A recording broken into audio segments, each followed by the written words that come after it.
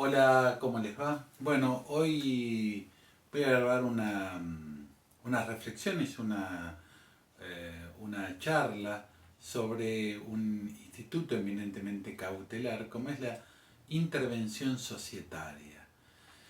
Bueno, para la intervención societaria yo utilicé que me parece, esta es una clase, una charla que en realidad sirve de apoyo para los alumnos de ciencias económicas, de instituciones de derecho privado, de la Facultad de Ciencias Económicas de la Universidad de Buenos Aires, para la cátedra de José María Curá, Comisión Carrera González.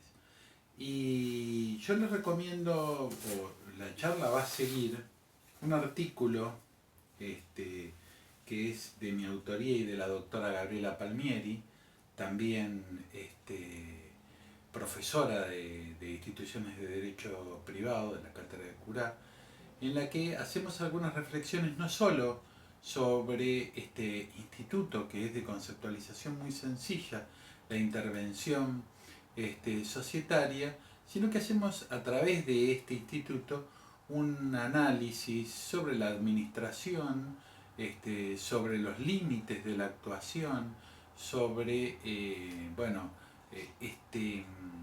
estos deberes de actuación de la administración, ya sobre el 58, el artículo 58 de la Ley de Sociedades, sobre el artículo 59, y después, por supuesto, sobre el artículo 113, 113/17 de la Ley de Sociedades Comerciales, y también sobre el Código Procesal, que ahora no me acuerdo el artículo, pero es el 220, ya se los digo en un minutito,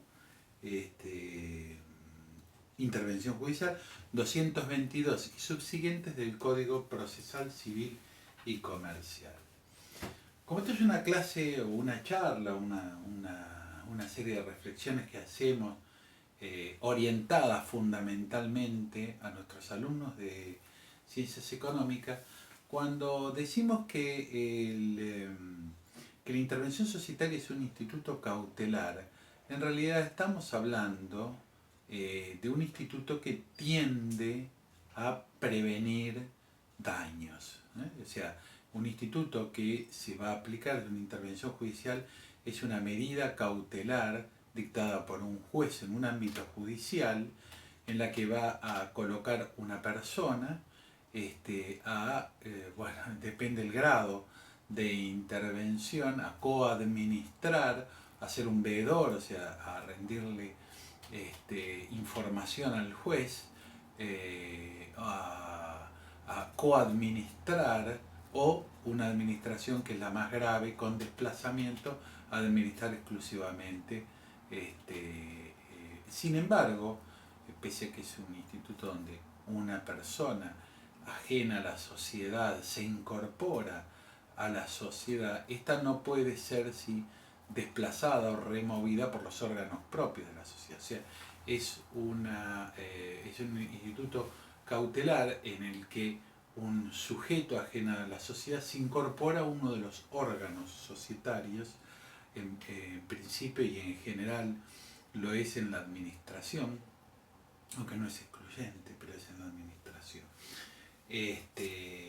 Si nosotros nos fijamos en la conceptualización, en la conceptualización legal, en lo que es el artículo, fíjense los artículos, los requisitos y demás, son muy sencillos. Miren, intervención judicial, tomen por favor el artículo 113 de la Ley de Sociedades Comerciales.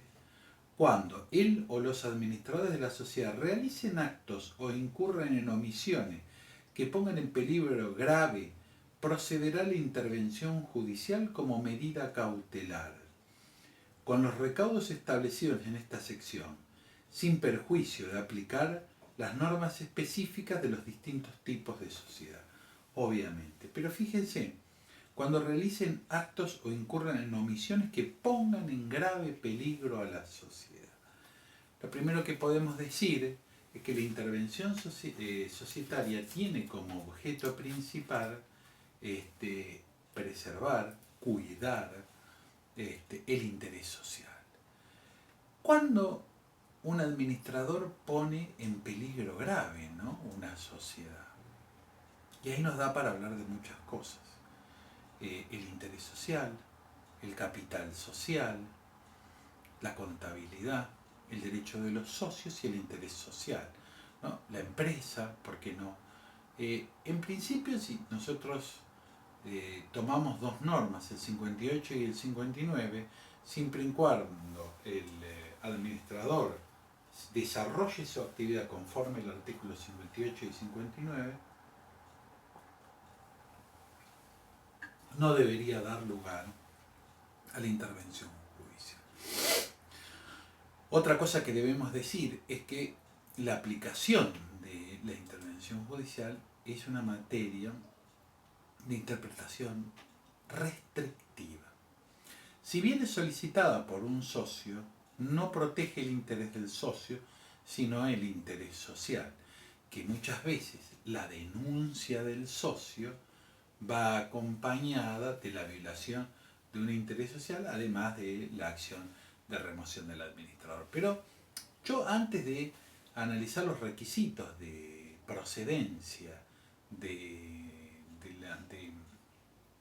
la intervención judicial, me gustaría hablar de, en realidad, todo el objetivo de la intervención judicial, que en definitiva va de la mano con este objetivo de proteger el interés social, que no es ni más ni menos. A veces uno dice, ¿qué es el interés social?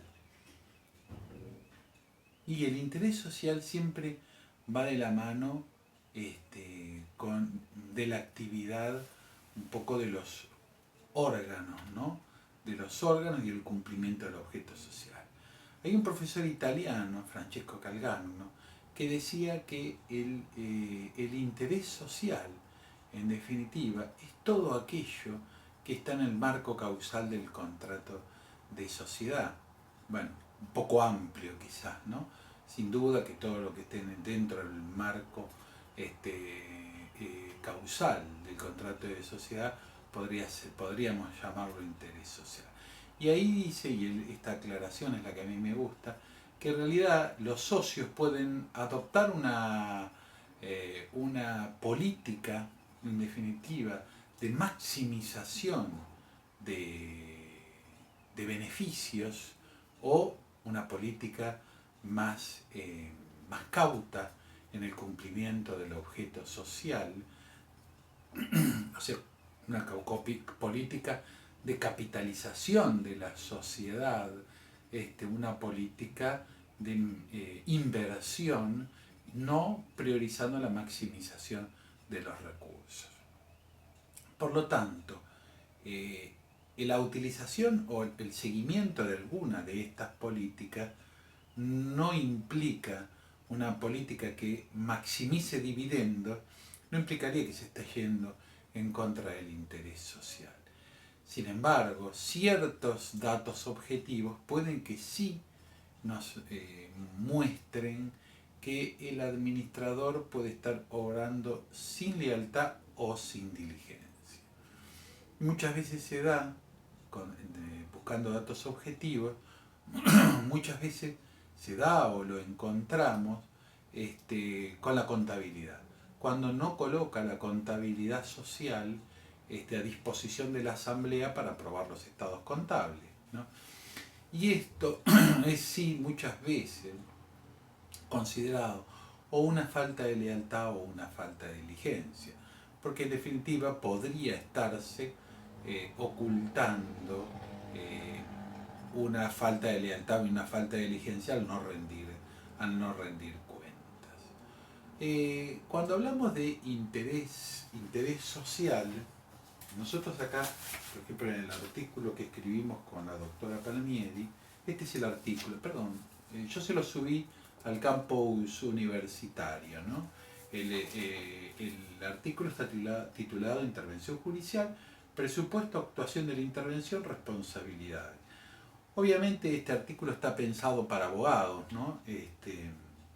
Pero hay muchas cosas que les puede resultar interesante, o por lo menos les puede resultar útil para el desarrollo de nuestra materia, especialmente cuando habla de la intervención social y el interés social, cuando habla del interés social, porque aquí hay dos intereses que a veces están en pugna y a veces no, a veces van coordinados, que debería ser así.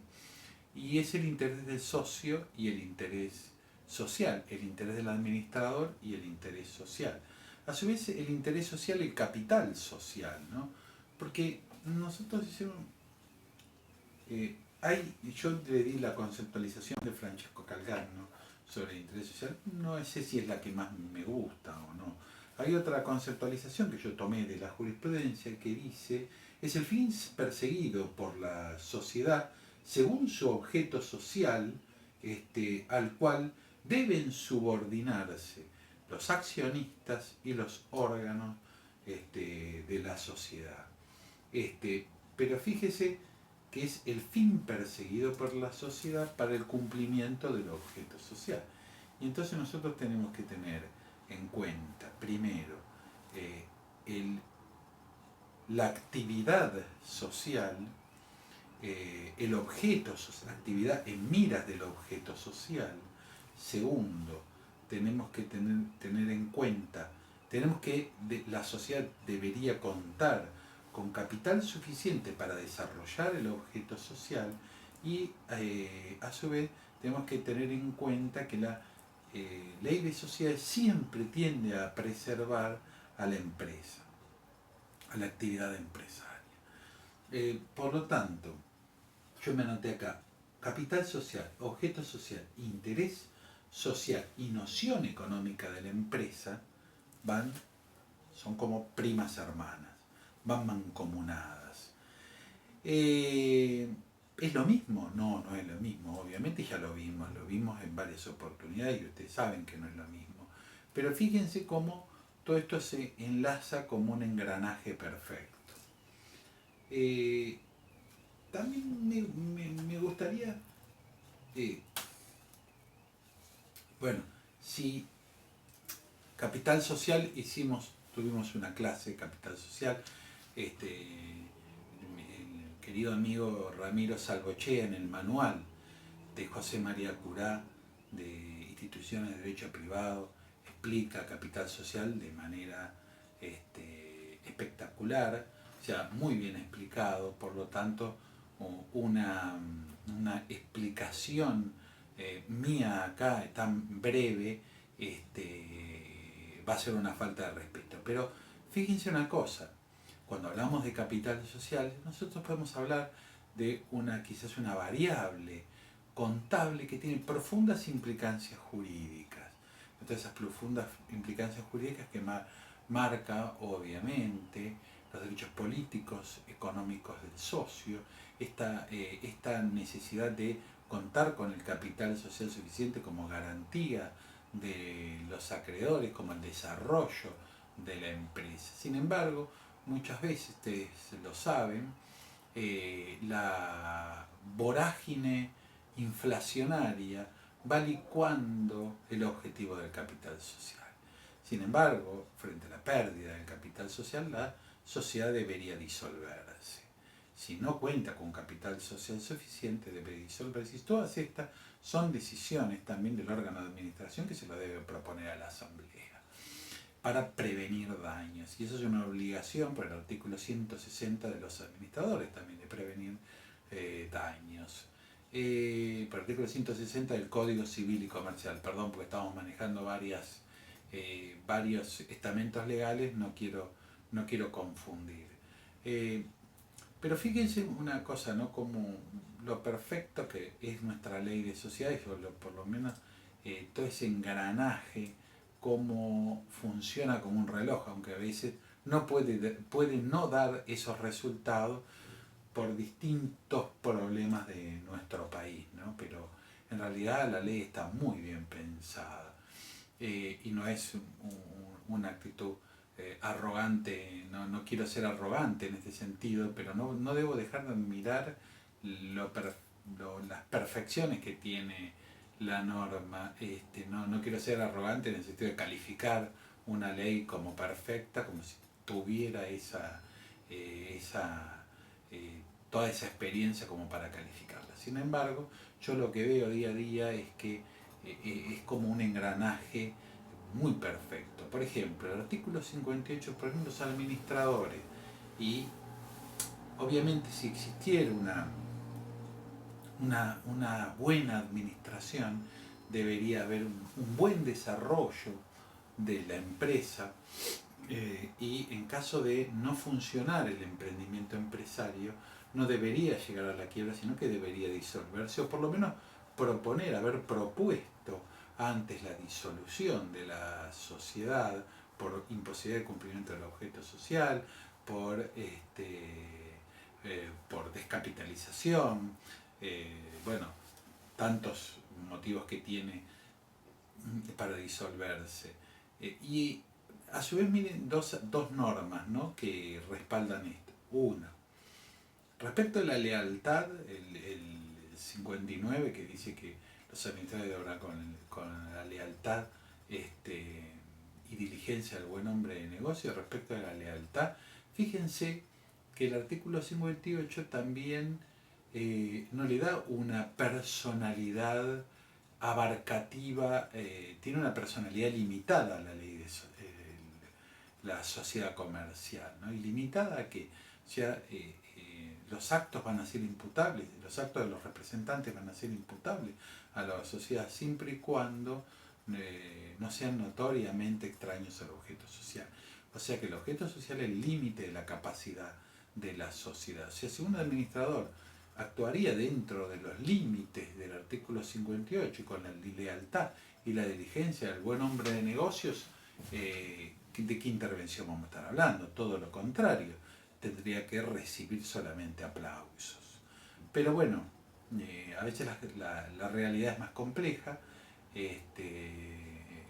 y sobrepasa a la propia ley, ¿no? Porque fíjense una cosa, si yo mantuviera el capital social, tuviera un capital social acorde al cumplimiento del objeto social, lo tuviera actualizado conforme lo dice el artículo 62, o sea, debidamente reevaluado, o sea, conforme inflación, puesto en el pasivo y retenida esta cifra, o si no retenía la cifra, con suficiente activo para desarrollar la actividad, bueno, las sociedades no quebrarían y antes de quebrar se disolverían, o habría una reunión de socios, una asamblea, hablando de estos temas, ¿no? Cómo resolver este tipo de intríngulis, digámosle así.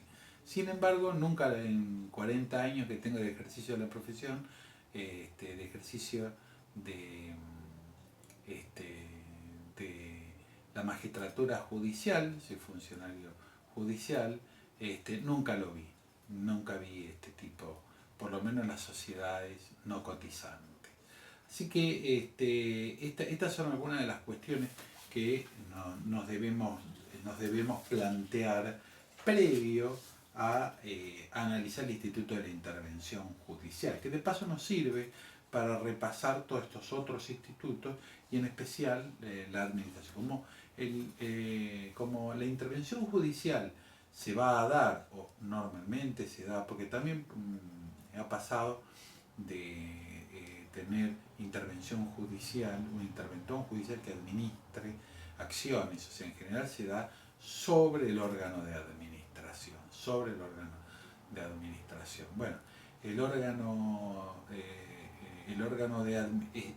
ver intervención judicial obliga a repasar la administración y la representación de la sociedad, los distintos órganos de la sociedad. ¿Quién lo va a solicitar? La intervención societaria la va a solicitar un socio. La ley legitima al socio solicitar, pero no, fíjense, no por violación a sus derechos, que en realidad sí cuando se violan sus derechos, pero en protección del interés social. Es una acción individual con proyección social. Ahora, como ya lo estuvimos viendo hasta acá, tendríamos que ver el, el interés social. Hasta acá lo estuvimos, en realidad lo estuvimos repasando, lo estuvimos viendo un poquitito por arriba. Pero en el propio artículo tiene intervención, tienen interés social y tienen visto los deberes del administrador. Esto se correlacionan, sí, y mucho, porque obviamente un administrador judicial, un administrador, perdón, societario, que, que actúa en protección del interés social y acorde al artículo 59, o sea, guardando una lealtad y diligencia, no va a ser reprochada su actuación, o por lo menos si es rechazada, si es reprobada su actuación por alguno de los socios,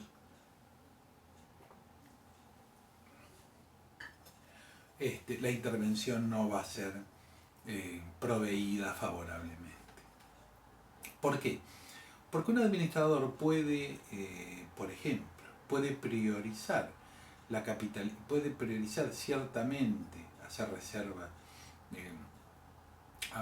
vamos a decir, no vamos a ponerlo tan técnico, puede, como dice Francesco Calcagno, puede en definitiva priorizar el desarrollo, vamos a decir, puede priorizar la, la capitalización de la sociedad, o sí, digo bien, la capitalización de la sociedad, pero no siempre tiene que ser capitalización o maximización de los bienes productivos, o sea, la maximización de la capitalización, sí, de la capitalización en aras o en miras de la solvencia de la sociedad, de las inversiones, haciendo reservas facultativas, y no dando prioridad. Cuando uno hace reservas facultativas, obviamente las va a poner a disposición, se van a votar en la asamblea, pero no va, esto no va a traducirse en mayores dividendos. Un socio puede protestar o impugnar la asamblea, impugnar la actuación del administrador, en definitiva porque no está de acuerdo con esta política. Sin embargo, esta política no es reprochable en el sentido de pedir una intervención judicial por esto.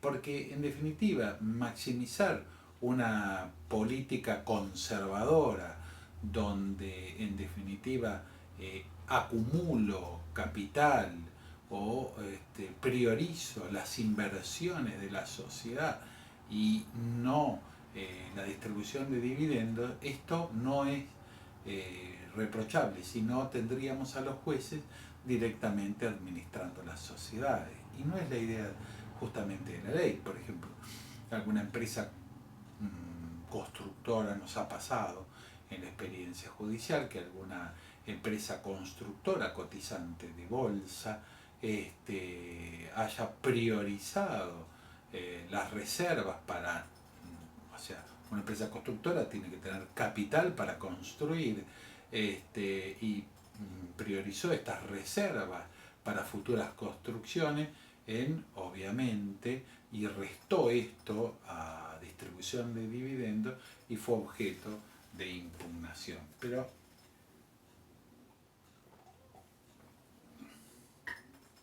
esto tampoco per se es viable para una impugnación. Estas son políticas empresarias que hay que, en definitiva, respetar. Cuando hablamos de los deberes de lealtad y diligencia, que obviamente les recomiendo leer el artículo que los trata, obviamente son dos deberes bien diferenciados. Cuando hablamos de la lealtad,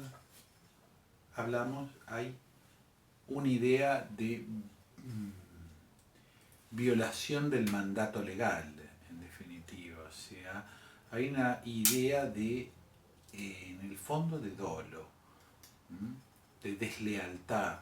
O sea, a ver, acá tenemos alguna. El deber, miren, se lo voy a leer una parte de lo que tomamos aquí. Y esto lo tomamos, creo que, de un artículo de Ramiro Salvochea. El deber de lealtad alude al deber de fidelidad que impone al administrador la defensa de los intereses de la sociedad que representa, anteponiéndolos a los suyos propios. Al distinguir este deber del de diligencia, surge claro que, mientras que el primero se ocupa de evitar los actos de gestión indebida, derivados de la falta de pericia, atención y dedicación, el de lealtad se refiere a los actos de apropiación indebida o actos de desviación de valor de la esfera social, a la esfera particular del administrador o de sus allegados.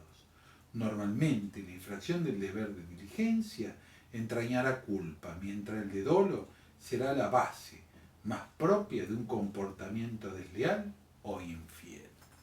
Esto para mí es perfecto y es redondo. No lo podría decir con mejores palabras que estas, a mi gusto. Simple, concreto y didáctico. Esto es imposible no entenderlo. Y es verdad, el deber de lealtad es más reñido con el dolo y el deber de diligencia con la culpa. Es más, las sentencias, la experiencia judicial, no solo en Argentina, sino que en el mundo, es mucho más benigna con la impericia, digamos, con el deber de diligencia que con el de deslealtad. ¿Por qué? Porque uno va unido a la culpa y otro al dolo. Porque, bueno, un negocio puede salir mal por malos cálculos y demás, y esto puede ser culpa, negligencia, pero no así el dolo, la desviación de negocios, de la esfera del interés social al interés propio, por ejemplo. Bueno, esas son claras conductas contrarias al deber.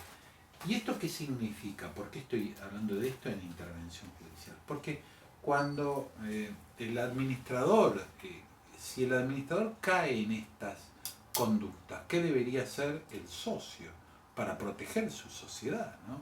Para proteger la sociedad? Bueno, justamente pedir la intervención judicial, pedir la intervención de un juez que nombre a un sujeto que en general lo más prudente es primero una veeduría, que le diga al juez, bueno, esto está en esta situación, visto tal cosa, tal otra, nombra a un profesional de las ciencias económicas o a un abogado o a ambos, o a un estudio que tenga una estructura de abogados y contadores, y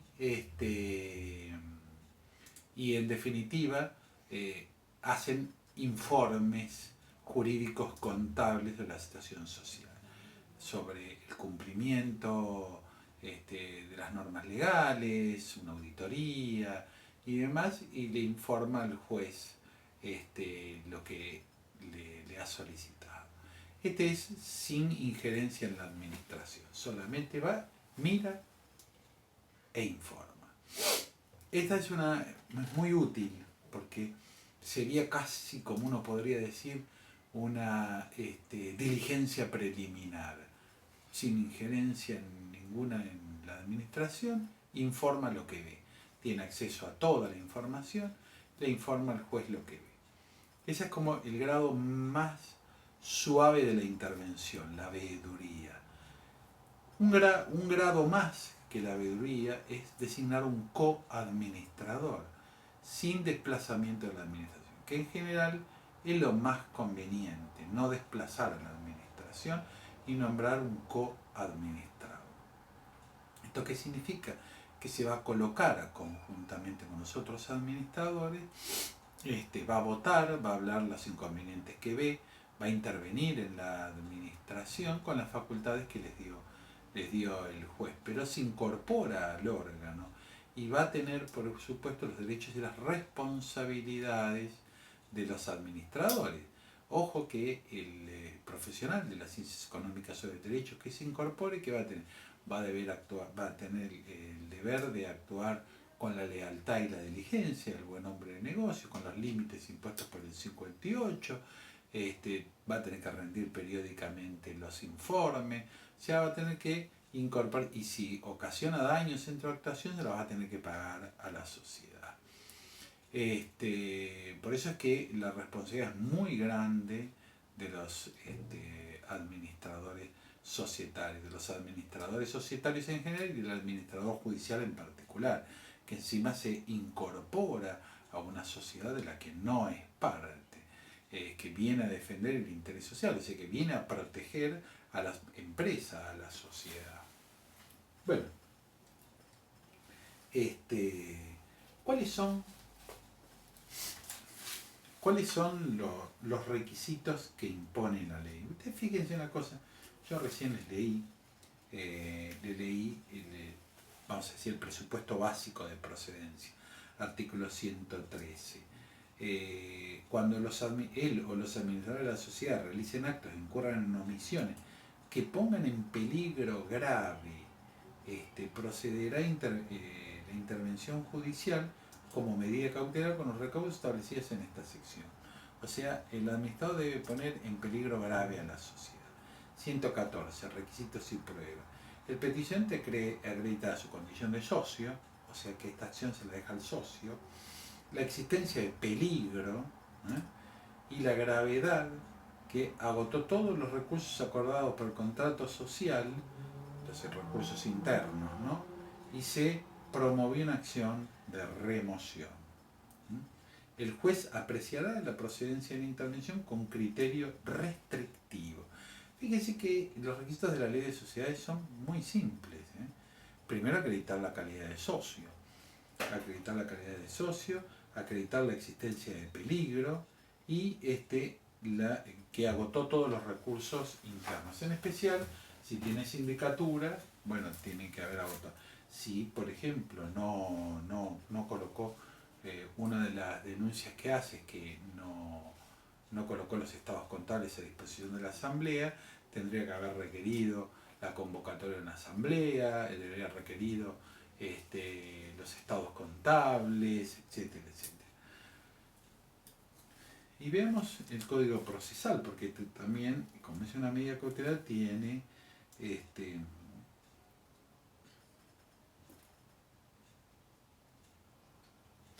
bueno, el 225 dice, primero lo apreciará con criterio restrictivo, que conozca, lo consideran necesarios. Bueno, fíjense que estos son requisitos más de tipo procesal, ¿no? Los del código procesal. Bueno, la designación recaerá en la persona que posea los conocimientos necesarios para desempeñarse, atendiendo a la naturaleza de los bienes, las actividades, la providencia que lo designa el interventor determinará la misión que debe cumplir, obviamente, y el plazo de duración.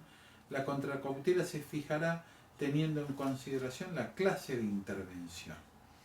Los gastos extraordinarios serán autorizados por el juez previo traslado a las partes. Deberes del interventor. Primero, desempeñar personalmente el cargo, ¿no? Personalmente el interventor. Presentar los informes periódicos que disponga el juzgado y evitar la adopción de medidas que no sean estrictamente necesarias para el cumplimiento de la función. Esto es fundamental. El interventor que no cumpliera eficazmente con el cometido podrá ser removido de oficio. Bueno, como ven, la conceptualización del interventor judicial es realmente sencilla, la conceptualización es realmente sencilla, los requisitos que se requieren para una intervención judicial. Sin embargo, lo complicado o a veces lo hermoso de lo simple es la complejidad que esconde, ¿no? Porque analizar un conflicto societario, ver la raíz y ver si, en definitiva, lo que está en juego es el interés del socio o el interés social, es más complejo muchas veces. A veces no, son burdos incumplimientos que necesariamente tienen que derivar en una intervención judicial y que no se debe demorar. Pero más allá de estos burdos incumplimientos, otras veces no, son delicados mecanismos que hay que analizar con mucho cuidado, porque en definitiva no se está protegiendo el interés del socio, sino el interés de la sociedad. Y a veces delimitar estos campos no es siempre tan sencillo. Sin embargo, una actividad que tiene en miras el cumplimiento del objeto social, en general podemos denominarlo como el interés social. ¿eh? Por eso es que, bueno, y no siempre el interés social es el interés del socio. En general, el interés del socio es el social, porque en cuanto a una sociedad le va bien o a una empresa, no es lo mismo, pero digamos, el formato de la empresa a veces es la sociedad, y cuando la empresa evoluciona favorablemente, hay dividendos para distribuir, y en definitiva hay dividendos para distribuir, y estos dividendos se transforman en beneficios para el socio. En cambio, no sé, cuando tiene dificultades, esto no hay dividendos para distribuir y esto ocasiona un perjuicio para el socio. Cuando no se distribuyen dividendos puede ser, ya le dije, por una política en realidad de inversiones, que el socio se puede ver enojado, perjudicado en obtener mayores dividendos, o directamente un retaseo o una desviación de negocios por parte de los administradores, o esto sí que hay que prestarle mucha atención, o la actuación de la sociedad sin colocar por años a veces los estados contables a disposición de los socios, bueno, deja sin rendir cuentas y por lo tanto la puerta abierta a deslealtades, ¿no? Que necesariamente, sean por lo que sea que se produce en esta falta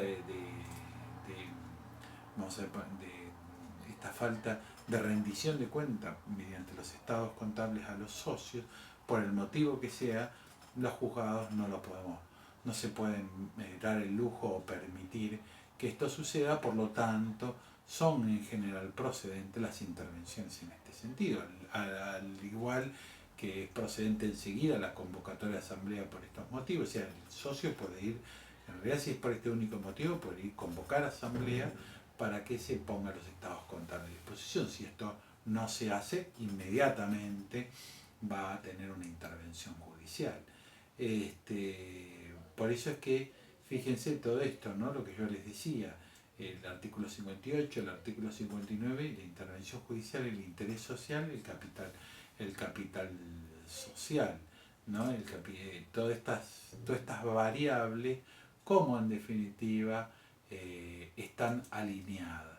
Les recomiendo una vez más leer nuestro artículo mío y de la doctora Palmieri sobre intervención judicial, y este tema sí es un tema muy importante al cual le tienen que prestar debida atención.